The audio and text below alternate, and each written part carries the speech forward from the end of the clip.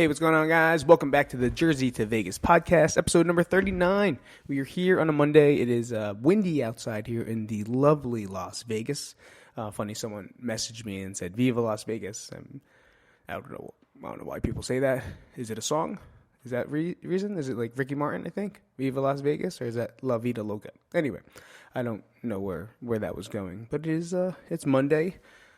Let's get into a couple things here. Really fast is the fact that I feel good. It's like it's kind of weird to feel that way. It's kind of weird to feel like I understand the world that's going around me now. I'm not in like a really hard depressive state. Actually, I'm not in a depressive state at all. Let's see how like I go back and you're so inclined or so addicted to feeling one way that it's really hard to feel good. You know, it's really hard to allow yourself to feel okay. Not even good, like feel okay.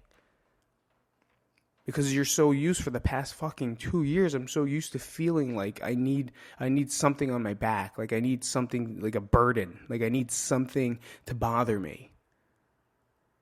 And I can't even respond in a way, I have trouble responding in a way that I can just say, no, I'm fucking good. And like, so it's almost like people don't fucking believe me, you know, and it's okay. I want to thank you for showing concern. I want to thank you for asking me questions. I want to thank you for understanding how I feel, you know, and that's what it is. That's what I think we all should be doing, which is probably what is overlooked, because there's people that are listening and there's people that are out there that don't feel good, but do the opposite, right? They show such a smiley face, such a great workout, such a positive meme. But none of that is true. All of it is just trying to help them in whatever funk they're in. I always say, and I think I was actually talking with Ames too, we know when someone's hurting is when they post a lot. We know when someone's really hurt when they stop posting, right? You watch when I was hurting, I was trying to keep myself busy. I was trying to let things that make me feel good, and I try to share it, right? Because it's not like, hey, I want you to feel good. No, I want me to feel good, right? I want me to feel good, and someone to respond to that share, that they agree with me. You know, like something about that meme or something about that quote resonated with them because it resonates with me really well. And now we have something to talk about. Right? And you do it again and again and again because it feels good. Then you get to the point where you're like, fuck this, fuck everything. And then you disappear. Right? And that's when you're in trouble. And that's when you should go find out. But a lot of us say, maybe he just needs a break. Maybe she needs just some time off. She does. She does need time off. He does need time off. But that time off might be the worst thing for them without someone saying something or dropping in or dropping by or giving them a call. So just because someone appears to be great and appears to be good, there's different faces of depression. There's different faces of suicide. There's different faces of anxiety. Everyone is different. And we all suffer in our own way. But it's still the same hell. Right? It's still the same pits of darkness. But it's cool to have friends like you guys that actually don't give up. So I want to thank you all for helping me out of my darkness, out of my garbage, out of my world. And the world goes dark sometimes. Like the moon is never always full. The moon is sometimes a little bit of a thing. Sometimes it's a full. Is that an eclipse? I don't know. Is that an eclipse? Lunar eclipse? Whatever. You know, there's going to be times where you're not going to feel so bright. It's going to be cloudy. But nothing is worse than just being in a thunderstorm for years. Nothing is worse. Because it's just dark. And you're trying to see light. And you're trying to see happiness. And you're trying to see greatness. And then lightning strikes. strikes. And it smashes you down and burns you. Start over in darkness. It's hard to get out of that cloud. It really is. But I'd like to say for myself, with the help of, medicine and therapies, I have a psychiatrist, I have a therapist, I had group medications of all different sorts and types of medications, guys. Like, I can't even tell you how many fucking medicines they gave me. To finally finding one that combination that works, and it's the least. I feel like those other ones helped in a way, but I felt like it created more for me. And sometimes we're taking medication, not understanding or knowing if it's good for you or not. And afraid to say something, afraid to speak up to your doctor just because they're the professional. They're testing too.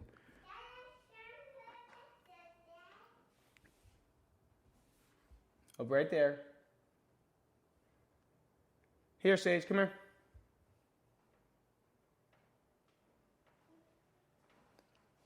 Here. Here's the remote. Okay, don't touch the screen. That's the remote. Go ahead, be careful. Go. Sure, they're your doctors and they're the professionals in the field and how it is. They know everything, of course. They know the stats, they know the science, they know the trends, they know what's happening to you. They know but the medication, that's trial and error. That's figuring it out. What's best for you? What do you want? What don't you like? What do you like? For me, I didn't like any of them. I think I'm on Wellbutrin still, and definitely lithium. Soon I'd like to be off them. But I guess you got to wait till I'm completely stable. And then, there's a lot of readings that say, like, I'm never really going to be off them. It's probably safer to keep staying on them. But I don't want to. That's like poison. It's poison. I try to eat healthy. I try to be good. I try to work out and stuff. And, I'm just putting poison into my body. But this poison's helping me right now. And you got to think about it that way, too. Because a lot of you guys put poison in your body weekly. But to kind of cope. It's called alcohol. Right? It's alcohol. It's poison. We put it into our bodies to feel good. Same shit as medicine. The same shit. We put other substances into our body to make us feel better, be better, perform better, something. There's no difference. I guess this is my PED, right? This is my performance-enhancing drug.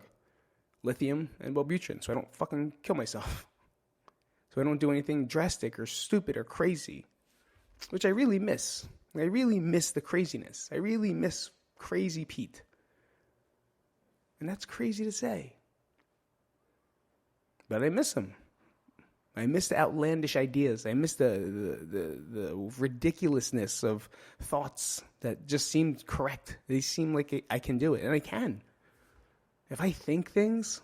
and it runs through me in that way. I never knew that was bipolar episodes. I didn't fucking know that.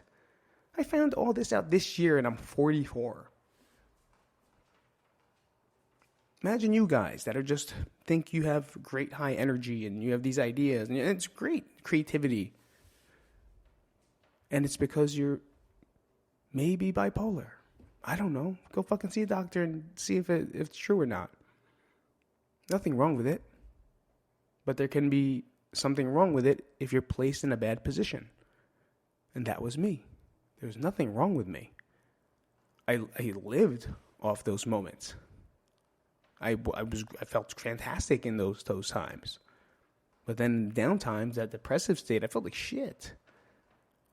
But it took a bunch of series of punches to my face that I couldn't recover from, where it finally put me into a bad place, where those ideas now became different ideas, right? They went an opposite way.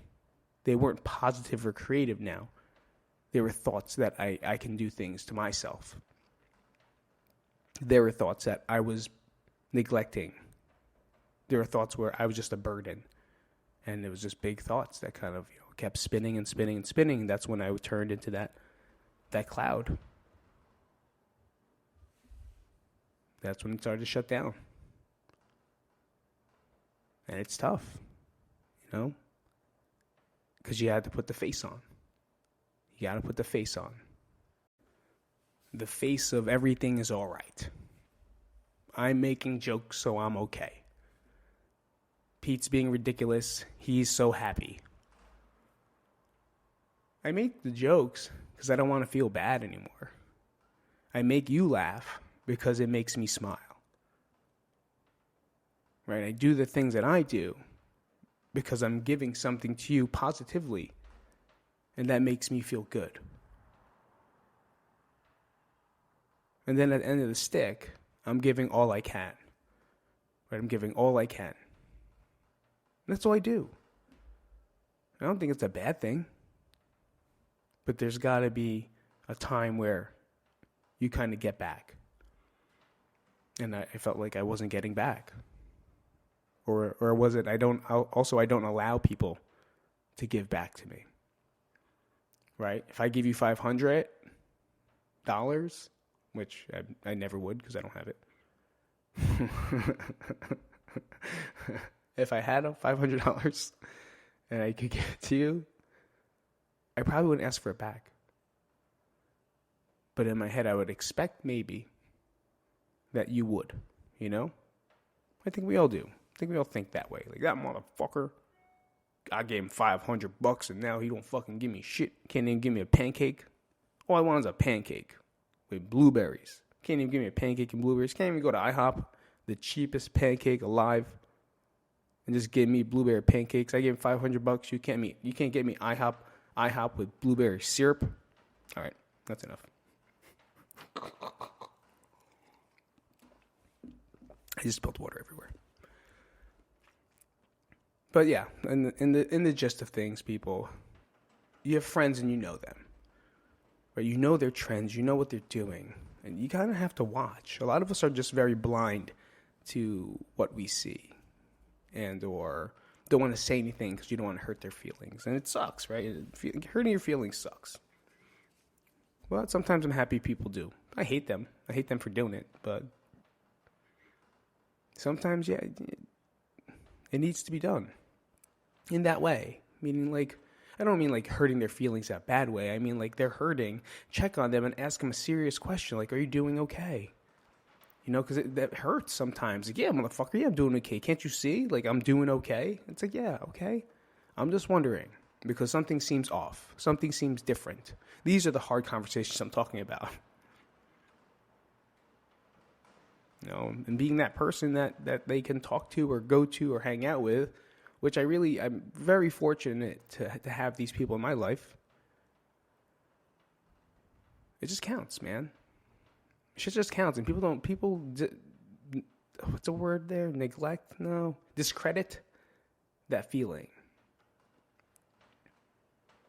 Being wanted, needed, and being just wanted, be cared for, it's a human trait that sometimes isn't fulfilled.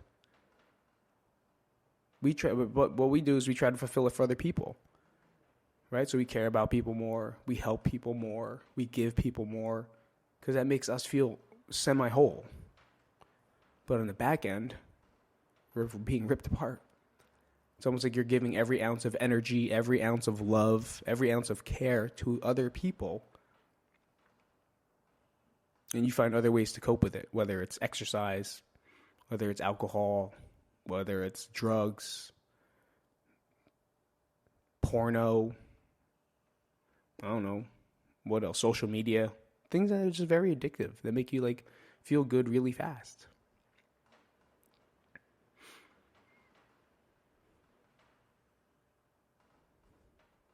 I lost my train of thought. I lost it.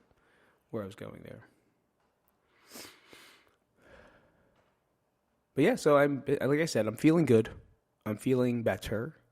And I'm moving along. I've been getting injured a lot lately again. So it's different injuries now, not like just the hip and knees. It's fucking now like shoulders and neck and ribs. I hurt my ribs. Fucking hurts. It hurts. Like I go against guys that are 340, 420, 280. Like there's some big dudes in the gym. And you know, I'm not going to say no. I'm not going to expect to hurt myself, but there's times where like it's kind of heavy and you know, it's kind of big and I'm not that strong. but everyone is susceptible to getting injured. And for me, it could just be a whole line of it being immobile, not being as flexible as I need to be in different positions, or as stable as I need to be in different positions. So I end up getting hurt. But I fucking love it. I fucking love it. Like, when I miss practice, I'm talking about jiu-jitsu, just in case you don't know that. When I miss jiu-jitsu, I hate myself. Like, it's almost like when you miss your workout, but I know I need to take off. You know, like, I know I can't work out 7 days a week without something opposite of what my body wants to, what I want for my body to do to happen. I have to take off. I fucking just stay home and I'll just do mobility and I won't do anything. Like, maybe I'll just go for a walk. But like, as you get older and as you understand more, especially people that are like in weight loss, we always feel like we have to do more. Where we always feel like we have to have our heart rate at the fullest potential and wanting to die. And that's, I don't want to say that the problem with CrossFit and crank and that everything else, there's a problem with that because your body is being overloaded. Right, it's overloaded with, what's a word?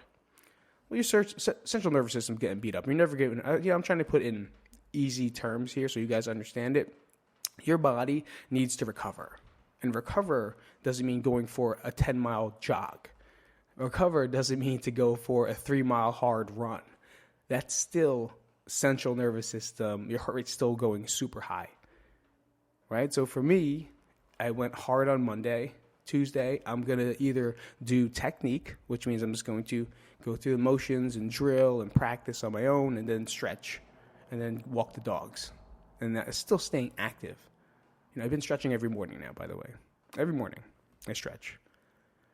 And probably nighttime too, whenever I can.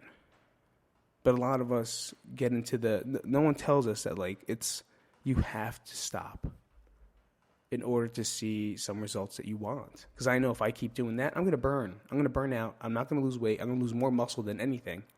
And my body's just going to stick. Right? It's just that stress. You're adding more stress to your body. And your body, it's all it is. Weight loss, weight gain, fat loss, it's all stress management. Right? How do you control your stress? And a lot of us use exercise to relieve our stress. Right, because our life is very stressful or our job is very stressful. So it's like, if I don't fucking work out today, I'm going to lose my mind. Well, guess what? Just like I said before, you're now using exercise as your drug. Been there, done that. That's why I'm super injured all the time. That's why I have a fake hip. Okay, guys, I have a fake hip at 33. I have a fake fucking hip because I thought I could outrun my emotions. I thought I could outwork my feelings because it felt good. Nothing more feels good than fucking the pain in your legs, inside your chest, and your heart when you can't breathe during a workout. Fucking feels amazing because you feel like you're gonna die. Right? It feels like it, and then you don't, and then you're proud of yourself. And high five me. Work what stress? What stress? Right. 3 years of that, hip surgery. 3 years, 13, 20 years of that, hip surgery. Just another form of self-harm.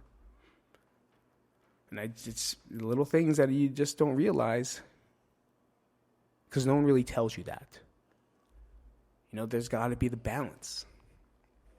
I work out hard Monday, I chill out on Tuesday. I work out hard on Wednesday, I chill out on Thursday. Unless I know I'm going to chill out on Friday, then I'll work hard back to back if I can, and then I'll take off Friday, Saturday. You know what I mean? Like, that's going to be the cycle. And you got to kind of have to understand how to do it. Now, some people can ride more than 3 times a week, right? If you're a beginner, I'd say 3 times a week with some moderate cardio, just going for a walk. People really underestimate the power of going for a fucking walk. I feel like it was really good during the quarantine time because people had nothing else to do. So they didn't want to work out, but you see more people walking outside. But you stopped. Right now that you can take your masks off and suck a dick, like you go for a walk now. You don't go for walks anymore. You stay inside and jerk off. Right? Or you go to your gym now and you beat the shit out of yourself all the time. You can't. You're going to get adverse effects. More does not equal better. Trust me. Not only do I understand it, not only am I educated in it, I also have felt it personally. If you're a beginner, different story. Do whatever the fuck you want, right? And it comes to that time where you'll have to take off. But if you're a beginner, most likely you don't need that much time, but your body will tell you how sore you're going to be or when you can or can't do something.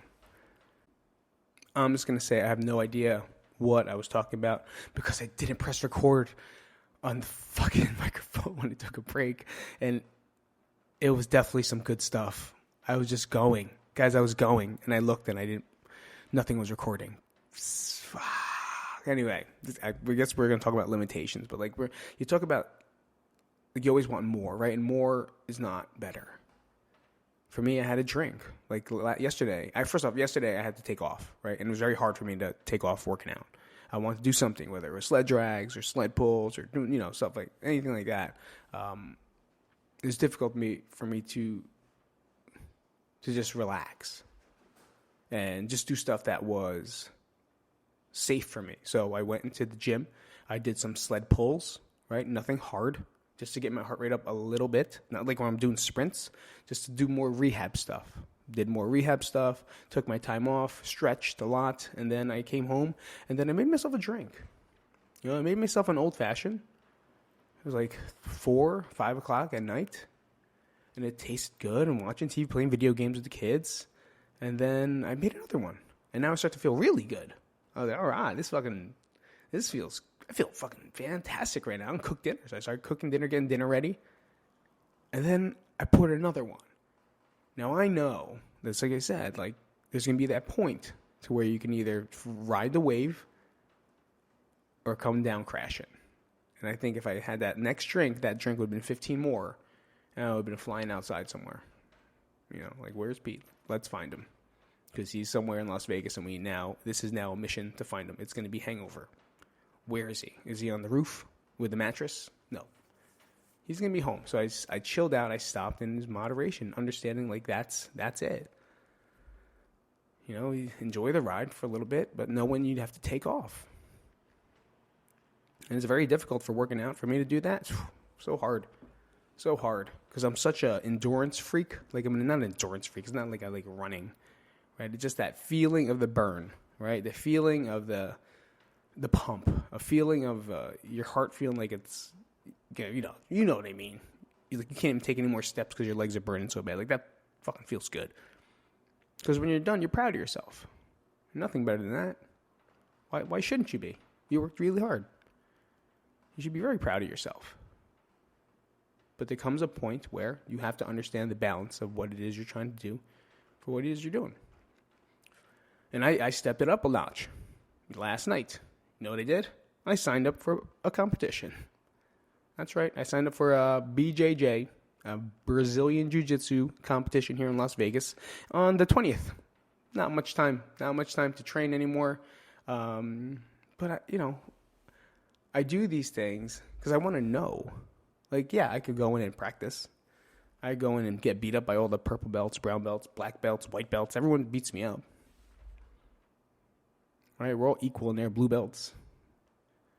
Well, we're not equal. They beat the shit out of us because they're bigger and they understand more. But I need to know for myself, what do I got? And that's why I like competing. That's why I like doing things that are scary because this is going to change me. It's going to make me better. Why? Number one, it's scary as shit. Right? You know how long it took me to press payment yes, PayPal enter? I was very hesitant.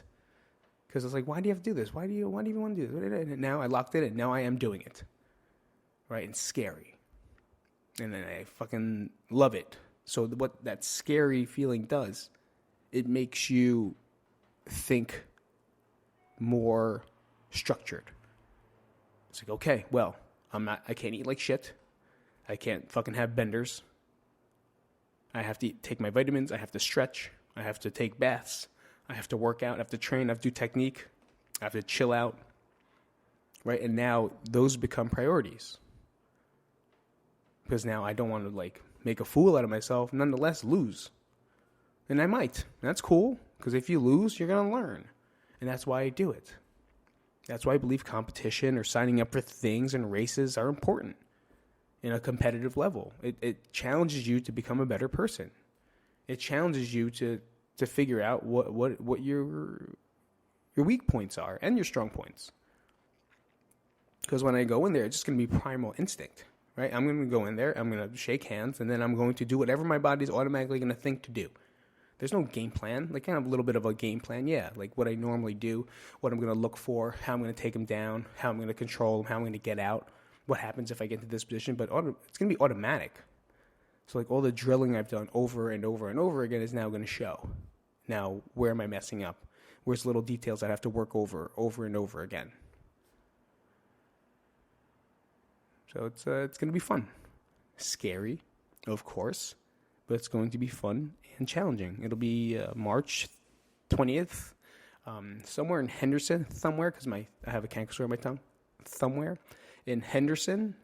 If you know where Henderson is, it's like a suburb. It's like a white suburb of Las Vegas. So is that racist? Am I allowed to say that?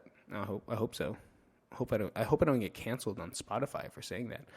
It's somewhere that way. I don't know. There's houses there, more streets, a little more suburban-ish versus over here where people drive down 30 miles over the speed limit over here or really fast. I think someone like came up onto the sidewalk in Rocks last night. It sounded like it. I thought they were going to crash through the fucking gates over here. So a little bit more family-oriented over there. So it's in that area. And I believe it's called 5 point grappling? I don't remember. Let me see. Nah, that's right. I forget. And I'm in middleweight division, so it's like 170 to 190, so within that range. So I was already cutting down, trying to get to 170. Now I'm not. Now I'm just going to ride. I've been stuck at like 182, 184. I've been around there for a while. You know, it's kind of been my new set point, and it's been challenging to get down or higher. So I've increased my calories a little bit more from the deficit, and it still stays the same. So I'm just going to keep feeding myself more and more and more till my body kind of sticks. So I have proper fuel with a lot of carbohydrates, a lot of protein for recovery, and a lot of fats for my healthy joints. You know, a nice balance of macronutrients inside here because it's performance-based now. I'm not going to try to cut weight. I have to stay within, I'm probably good right where I'm at.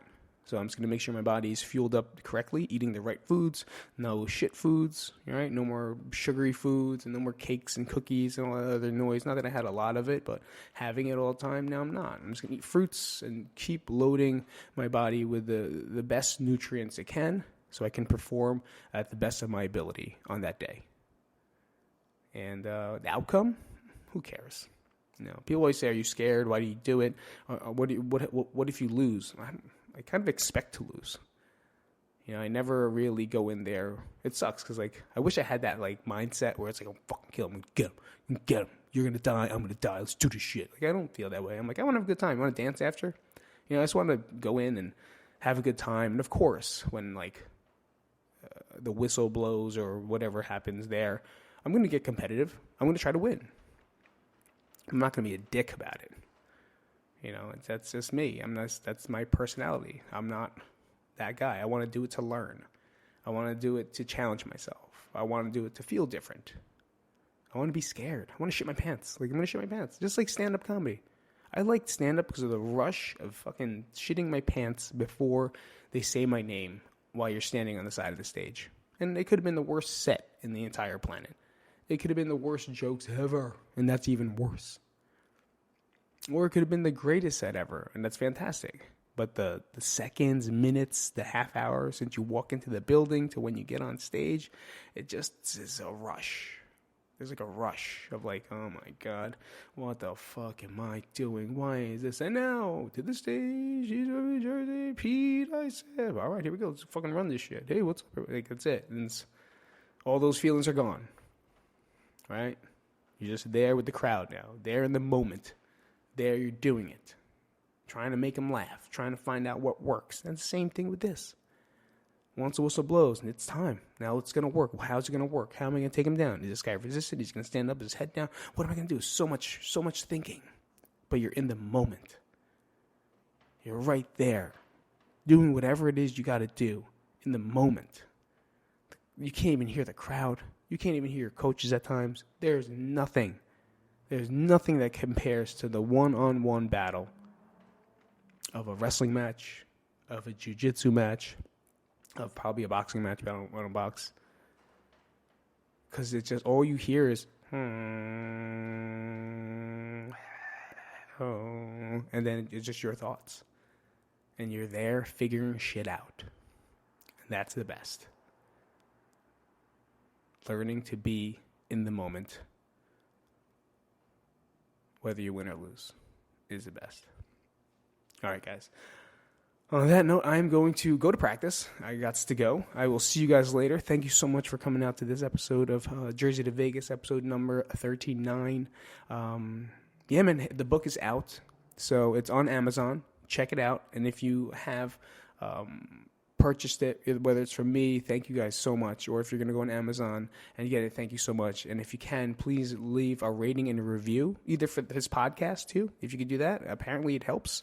And same thing on Amazon books. Please go to Amazon if you have read the book, because it's not going to take you that long, and because it's like 3 pages long. And leave a honest review. Let me know what you guys think about it. You know, I put my heart, obviously, inside that book.